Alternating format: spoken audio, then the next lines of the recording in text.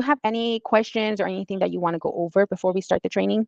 Yes, just one thing again for the HOA. So you mentioned the HOA and the questionnaire are the same. Mhm. And then on the previous email, you attach the questionnaire. That's why I thought it's not the same. You attach a questionnaire and then we are requesting for an HOA. Yeah, so the HOA cert is the same thing as the HOA questionnaire or condo questionnaire. So it'll be the same document. It's just referenced differently depending on the lender, on escrow, but it's the same document. So Okay, like, so for example, the replacement cost estimator Mhm. for that we get from the insurance, Mhm.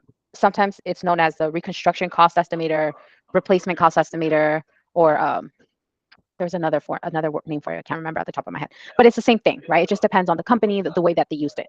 So essentially, this questionnaire has to be completed by the HOA itself. Sometimes they have a third party where we have to request it through that third party. Most of the time, if they do go through a third party, it's going to be HomeWise Docs. I don't know if you're familiar with that, but that's one of the most popular or most common, I would say, third party verifier that they use for these HOAs. Okay. I think one of them we were working with had I don't know if it was you or Joanna, but they had a link for a third party that we had to request those documents from. Yes, that was me. Get It was docs. you, okay. Yeah. Yeah, get Docs Now. So that's a different third party. That one was new for to me. But it's very similar in a way where it's like through HomeWise where we have to request these documents through their portal. Okay.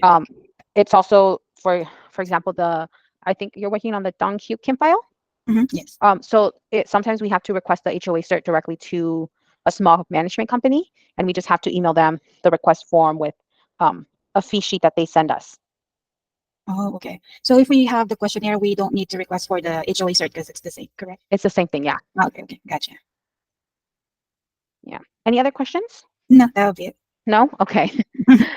So today this week's training, I'm going over ERP. So I'm sure you've seen the emails from Gia and Peter that they want us to use ERP more for our way of communication. And that way, everyone who is involved with that specific file, whether being us, the processors, the loan officer, obviously Peter, involved and aware of all the steps of where we're at with the file.